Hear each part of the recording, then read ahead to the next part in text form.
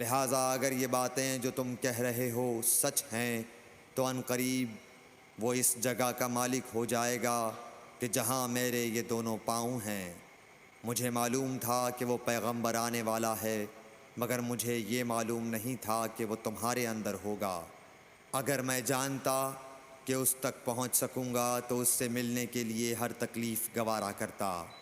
اگر میں اس کے پاس ہوتا تو اس کے پاؤں دھوتا۔ ہرقل نے رسول اللہ صلی اللہ علیہ وسلم کا وہ خط منگایا جو آپ نے وحیہ کلبی رضی اللہ تعالیٰ عنہ کے ذریعے حاکم بصرہ کے پاس بھیجا تھا، اور اس نے وہ ہرقل کے پاس بھیج دیا تھا۔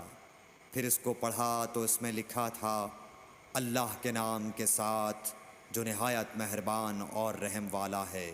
اللہ کے بندے اور اس کے پیغمبر محمد صلی اللہ علیہ وسلم کی طرف سے یہ خط ہے شاہ روم کے لیے۔ اس شخص پر سلام ہو جو ہدایت کی پیروی کرے۔ اس کے بعد میں آپ کے سامنے دعوت اسلام پیش کرتا ہوں۔ اگر آپ اسلام لے آئیں گے تو دین و دنیا میں سلامتی نصیب ہوگی، اللہ آپ کو دوہرا ثواب دے گا، اور اگر آپ میری دعوت سے روگردانی کریں گے تو آپ کی رعایا کا گناہ بھی آپ ہی پر ہوگا۔ اور اے اہل کتاب، ایک ایسی بات پر آ جاؤ جو ہمارے اور تمہارے درمیان یکساں ہے، وہ یہ کہ ہم اللہ کے سوا کسی کی عبادت نہ کریں اور کسی کو اس کا شریک نہ ٹھہرائیں، اور نہ ہم میں سے کوئی کسی کو خدا کے سوا اپنا رب بنائے۔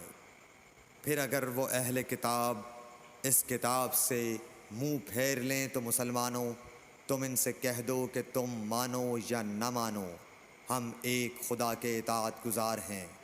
ابو سفیان کہتے ہیں، جب ہرقل نے جو کچھ کہنا تھا کہہ دیا اور خط پڑھ کر فارغ ہوا تو اس کے ارد گرد بہت شور و غوغا ہوا، بہت سی آوازیں اٹھیں اور ہمیں باہر نکال دیا گیا۔ تب میں نے اپنے ساتھیوں سے کہا کہ ابو کبشہ کے بیٹے، حضرت صلی اللہ علیہ وسلم کا معاملہ تو بہت بڑھ گیا۔ دیکھو تو اس سے بنی اصفر روم کا بادشاہ بھی ڈرتا ہے۔ مجھے اس وقت سے اس بات کا یقین ہو گیا کہ حضور صلی اللہ علیہ وسلم عن قریب غالب ہو کر رہیں گے، حتیٰ کہ اللہ نے مجھے مسلمان کر دیا۔ راوی کا بیان ہے کہ ابن ناطور ایلیا کا حاکم ہرقل کا مصاحب اور شام کے نصارہ کا لاٹ پادری بیان کرتا تھا کہ ہرقل جب ایلیا آیا ایک دن صبح کو پریشان اٹھا تو اس کے درباریوں نے دریافت کیا کہ آج ہم آپ کی حالت بدلی ہوئی پاتے ہیں، کیا وجہ ہے؟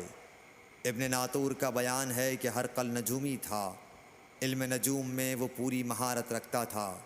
اس نے اپنے ہم نشینوں کو بتایا کہ میں نے آج رات ستاروں پر نظر ڈالی تو دیکھا کہ ختنہ کرنے والوں کا بادشاہ ہمارے ملک پر غالب آ گیا ہے۔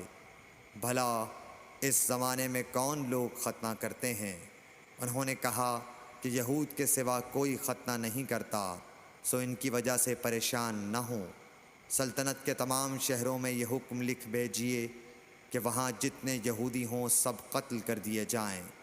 وہ لوگ انہی باتوں میں مشغول تھے کہ ہرقل کے پاس ایک آدمی لایا گیا جسے شاہ غسان نے بھیجا تھا۔ اس نے رسول اللہ صلی اللہ علیہ وسلم کے حالات بیان کیے۔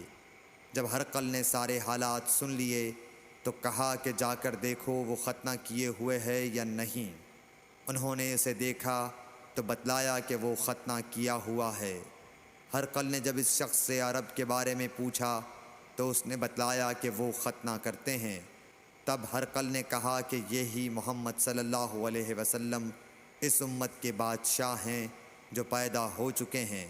پھر اس نے اپنے ایک دوست کو رومیہ خط لکھا، اور وہ بھی علم نجوم میں ہرقل کی طرح ماہر تھا۔ پھر وہاں سے ہرقل حمص چلا گیا۔ ابھی حمص سے نکلا نہیں تھا کہ اس کے دوست کا خط اس کے جواب میں آ گیا۔ اس کی رائے بھی حضور صلی اللہ علیہ وسلم کے ظہور کے بارے میں ہرقل کے موافق تھی کہ محمد صلی اللہ علیہ وسلم واقعی پیغمبر ہیں۔ اس کے بعد ہرقل نے روم کے بڑے آدمیوں کو اپنے حمص کے محل میں طلب کیا اور اس کے حکم سے محل کے دروازے بند کر لیے گئے۔ پھر وہ اپنے خاص محل سے باہر آیا اور کہا، اے روم والو، کیا ہدایت اور کامیابی میں کچھ حصہ تمہارے لیے بھی ہے؟ اگر تم اپنی سلطنت کی بقا چاہتے ہو تو پھر اس نبی صلی اللہ علیہ وسلم کی بیعت کر لو اور مسلمان ہو جاؤ۔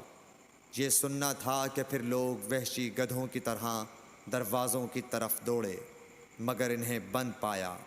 آخر جب ہرقل نے اس بات سے ان کی یہ نفرت دیکھی اور ان کے ایمان لانے سے مایوس ہو گیا تو کہنے لگا کہ ان لوگوں کو میرے پاس لاؤ۔ جب وہ دوبارہ آئے تو اس نے کہا، میں نے جو بات کہی تھی اس سے تمہاری دینی پختگی کی آزمائش مقصود تھی، سو وہ میں نے دیکھ لی۔ تب یہ بات سن کر وہ سب کے سب اس کے سامنے سجدے میں گر پڑے اور اس سے خوش ہو گئے۔ بالآخر ہرقل کی آخری حالت یہی رہی۔